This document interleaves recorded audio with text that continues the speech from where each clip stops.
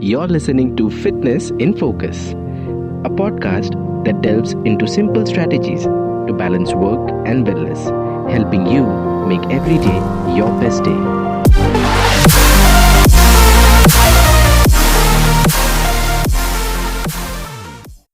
Hey, a very warm welcome, all of you, to our another episode of Fitness in Focus, where we bring health and wellness into the spotlight.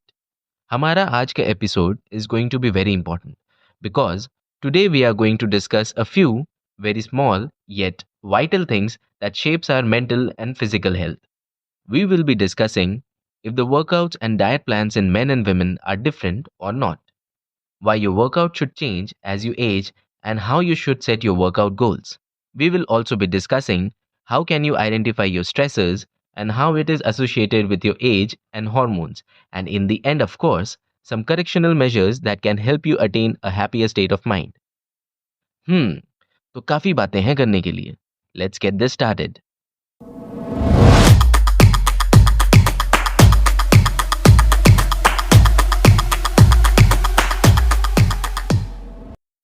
Men versus women. Should their workouts be really different? अब हम सब ने सुना है ना कि लड़कियों को वेट्स नहीं उठानी चाहिए. They will have muscles like man. Well, it's sad but I have often heard main and even women stereotyping the body of a woman. How curvy or round it should be, और ideally what should a woman look like, and कैसे weight training करने से वो change हो जाएगा and they would lose their femininity. ये notions और verdicts कहाँ से और कैसे आए, ये एक बहुत हेवी डिस्कशन है and will get into it some other day. For now let's try to understand लड़के और लड़कियों के बॉडी के बेसिक डिफरेंसेस. रिसर्च कहती है कि दोनों के मसल फाइबर्स के स्ट्रक्चर सिमिलर होते हैं और एक्चुअल डिफरेंस होता है उनकी क्वांटिटी में. Men have more muscle mass because of the male hormone called as testosterone, but women can build a certain amount of muscle mass as well. Testosterone and estrogen, both hormones are present in both men and women. बस mails में testosterone ज़्यादा होते हैं and females में oestrogen. Along with it, women generally have a higher percentage of slow twitch muscle fibers, जो endurance activities के लिए best हैं, जैसे रनिंग या साइकिलिंग. और लड़कों के पास ज़्यादा फास्ट ट्विच मसल फाइबर्स होते हैं जो एक्सप्लोसिव मूवमेंट्स के लिए बेटर होते हैं, जैसे स्प्रिंटिंग या हेवी लिफ्टिंग. यही रीजंस है कि 90% of women are more flexible than men and are better dancers और gymnasts, while men can lift way heavier than women. That's how our bodies are biologically made, and that's how the hormones support our bodies. Testosterone लड़कों के लिए एक super power की तरह है. Cause of testosterone muscles जल्दी बनती हैं और फैट बर्न ज़्यादा होता है. लेकिन इस हार्मोन की भी पीक लेवल होती है till you are 25, and then after that it gradually decreases, which is why men start seeing receding hairlines after this age. This makes strength training more productive in building muscle mass around this age. Talking about women's hormones, तो estrogen और progesterone actually heart health के लिए helpful है और इसकी वजह से women का एंड्योरेंस ज़्यादा होता है. Women, did you know, menstrual cycle के फेजेस के around you should tweak your workout. For example, ovulation phase के अराउंड स्ट्रेंथ पीक पे होती है, सो हिट मोर वेट्स. लेकिन पीरियड्स के बाद एंड्योरेंस ज़्यादा होता है, तो तब आपको एंड्योरेंस बेस्ड एक्सरसाइजेस करनी चाहिए. Now coming back to women should not lift weight. तो मेनोपॉज के बाद विमेन की बोन डेंसिटी और हार्ट हेल्थ डिक्लाइन करती है. In fact as they grow up, तो उनके हॉर्मोन्स के लेवल भी कम होते हैं. That might lead to slow metabolism, joint problems and many more. Strength training and weight training both adds lean muscles in our body and increases the endurance level of the bones, and thus prevents problems like slow metabolism and osteoporosis.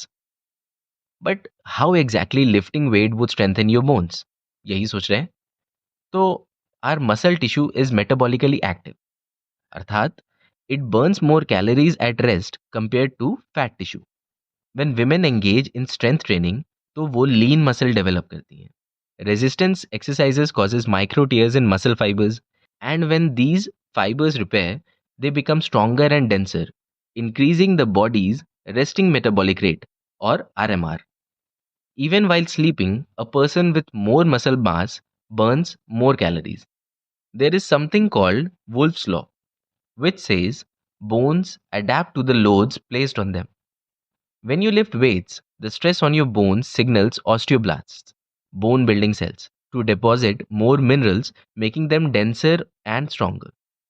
And studies दिखाती हैं कि लड़कों को ज़्यादा risk होता है heart diseases का due to lifestyle factors and this is where cardio comes in now study suggest that men are more prone to heart diseases तो naturally heart health should be prioritized और ये myth तोड़ दो कि cardio सिर्फ weight loss के लिए है इवन मसल गेन और ओवरऑल स्टैमिना के लिए भी ज़रूरी है so I think I have made it quite clear for you guys तो दोस्तों याद रखिए फिटनेस एक जेंडर्ड कॉन्सेप्ट नहीं है सबकी बॉडी को मूवमेंट की ज़रूरत है बस अप्रोच थोड़ा ट्वीक करना पड़ता है let's break the stereotypes and focus on what works for you ये तो हुआ workout now what about diet so time के साथ साथ हमारी बॉडीज चेंज होती हैं एंड उसके साथ साथ चेंज होती है हमारी बॉडी की रिक्वायरमेंट्स 20s में हमारी बॉडी का पीक परफॉर्मेंस होता है हॉर्मोन्स फुल स्विंग में होते हैं मेटाबॉलिज्म फास्ट होता है और रिकवरी क्विक होती है टेस्टोस्टेरॉन और एस्ट्रोजन लेवल्स हाई होते हैं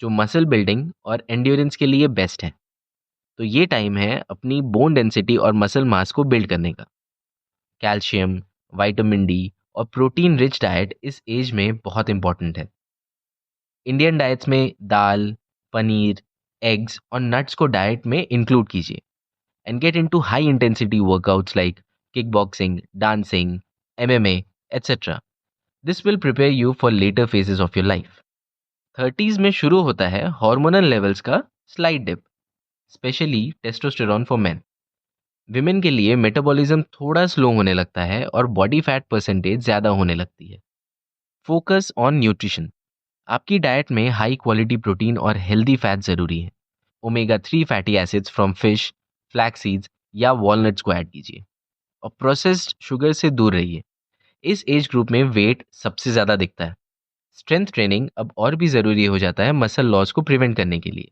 कार्डियो के साथ साथ योगा और स्ट्रेचिंग को मिक्स कीजिए फ्लेक्सिबिलिटी मेंटेन करना इंपॉर्टेंट है because sedentary lifestyle like sitting in your office chair for 8 to 10 hours on an average makes your body very stiff now comes the 40s के आसपास सबसे नोटिसेबल चेंज आते हैं specially women के लिए due to pre menopause and for men testosterone का levels decline करता है तो कैल्शियम और मैग्नीशियम इंटेक बढ़ाओ to prevent your bone loss fibre rich food like oats fruits and green leafy vegetables ज़रूरी होते हैं ये मेटाबॉलिज्म और डाइजेशन को इम्प्रूव करेंगे वर्कआउट्स में try to switch to workouts that strengthen your joint muscles like swimming cycling और योगा पे फोकस कीजिए remember strength training is still important क्योंकि it helps to boost the metabolism talking about the diet plans तो men since testosterone is declining at your age so protein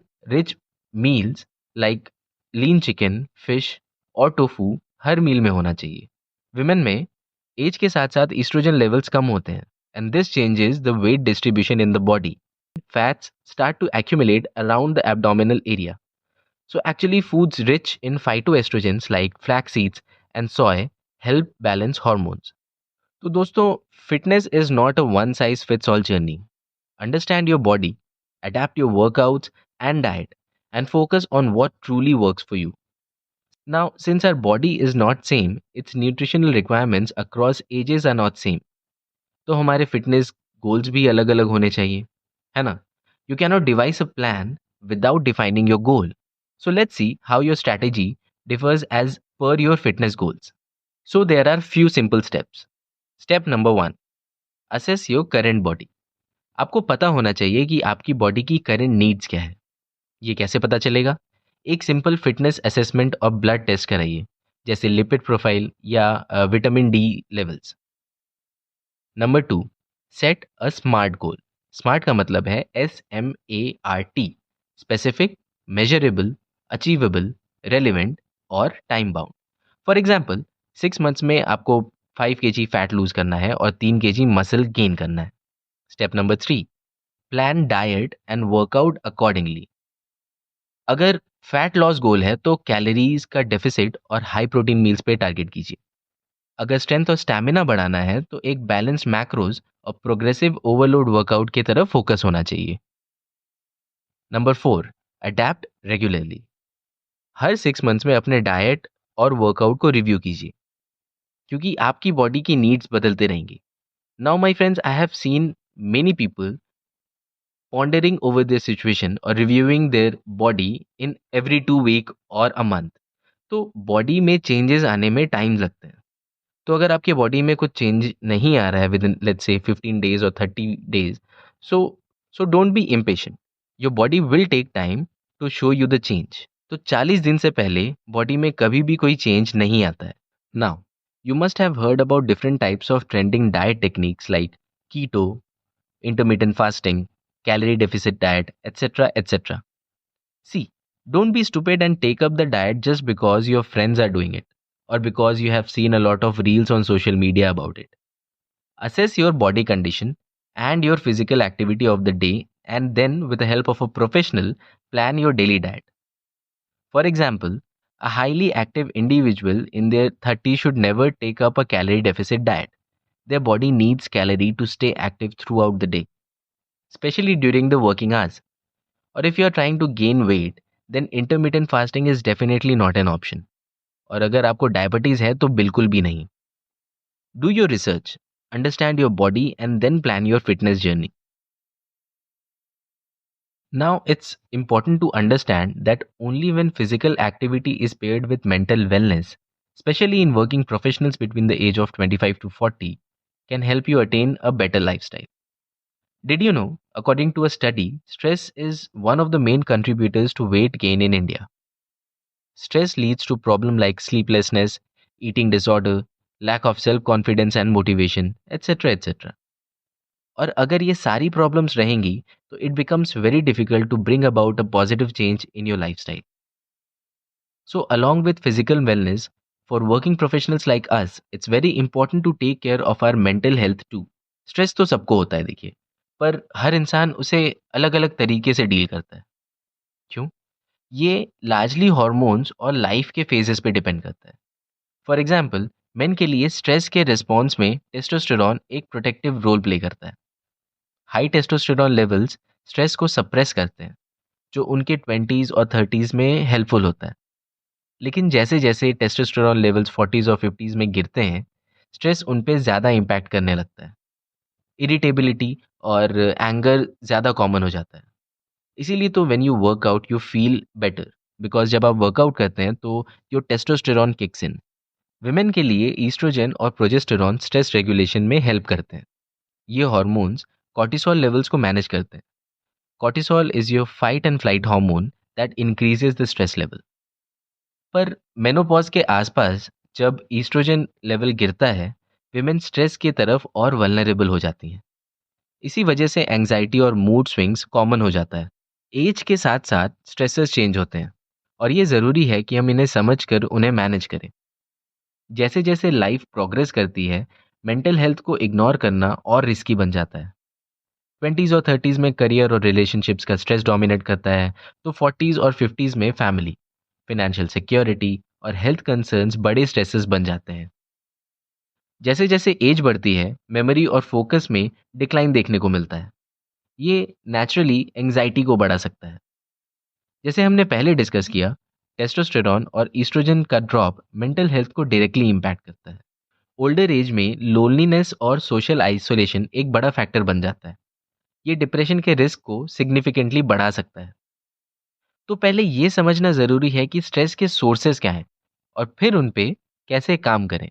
work place pressure, family expectation, relationship struggles, financial worries और health issues, ये सब बड़े triggers हैं। जब आप restless या irritable feel करें तो एक जर्नल मेंटेन कीजिए और लिखिए कि आपको क्या अनईजी कर रहा है। किसी एक एक्टिविटी के बाद अगर आप ड्रेन्ड फील कर रहे हैं तो समझ लीजिए कि वो आपका स्ट्रेसर है। उसे कम कर दीजिए या उसे अवॉइड करने का कोशिश कीजिए। फैमिली और फ्रेंड्स के साथ ओपन कम्युनिकेशन रखिए, उनसे फीडबैक लीजिए about your mood and behaviour.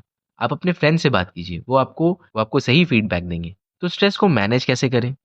कुछ simple but effective practices try कर सकते हैं जो आपकी मेंटल वेलनेस को बूस्ट करेगी।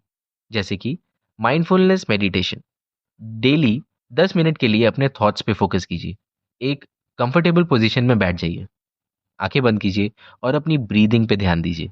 जब थॉट्स डिस्ट्रैक्ट करें, जेंटली अपने फोकस को ब्रेथ पर वापस ले जाइए। ये टेक्निक स्ट्रेस रिलीज के लिए काफ़ी इफेक्टिव है। इसका नाम है प्रोग्रेसिव मसल रिलैक्सेशन। अपने बॉडी के हर मसल ग्रुप को टाइटन और रिलैक्स कीजिए।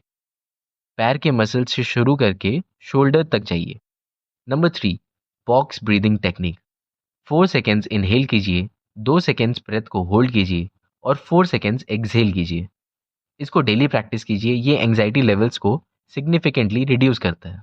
Number 4, gratitude journaling. हर दिन रात को 3 चीज़ें लिखिए जो आपके दिन को बेटर बनाती हैं। ये प्रैक्टिस आपके फोकस को नेगेटिविटी से ग्रैटिट्यूड की तरफ शिफ्ट करती है। अब एक इम्पॉर्टेंट सवाल, हॉर्मोन्स कैसे स्ट्रेस मैनेजमेंट को अफेक्ट करते हैं? देखिए, स्ट्रेस के टाइम पर कॉर्टिसोल रिलीज होता है जो एनर्जी बूस्ट करता है और अलर्टनेस को एनहांस भी करता है। लेकिन क्रॉनिक स्ट्रेस में कॉर्टिसोल कंसिस्टेंटली हाई रहता है, जो फटीग और डिप्रेशन का मेन रीजन बन सकता है। Here comes in the feel good hormones called as serotonin and dopamine. ये हार्मोन्स मूड और हैप्पीनेस को रेगुलेट करती हैं। आप इनका बूस्ट कर सकते हैं रेगुलर एक्सरसाइजेस से, अच्छी नींद से और एक हेल्दी डाइट से। सो दोस्तों याद रखिए, जैसे फिजिकल फिटनेस ज़रूरी है, वैसे ही मेंटल हेल्थ भी इक्वली इम्पॉर्टेंट है। अपने स्ट्रेसर्स को समझो और उन्हें टैकल करने के लिए प्रोएक्टिव स्टेप्स लीजिए। फिटनेस के हर एस्पेक्ट पे फोकस कीजिए, फिजिकल, मेंटल या फिर emotional. That was an interesting and insightful 30 minutes. Right, friends? If you enjoyed this episode, please follow our channel for quick updates. Share with anyone who you think will get benefit from this. Connect with me on our Instagram, Facebook, or you can mail me directly. I would love to talk to you about anything you wish to.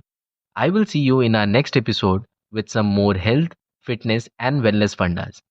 We will talk about time management, work life balance, and how productivity increases when you master them. और बहुत ही जल्द हम अपने पहले guest को बुलाने वाले हैं इन आर एक्सक्लूसिव वीडियो एपिसोड, जिसके बारे में मैं आपको अपने नेक्स्ट एपिसोड में और बताऊंगा। तब तक के लिए stay fit, stay healthy and keep grinding.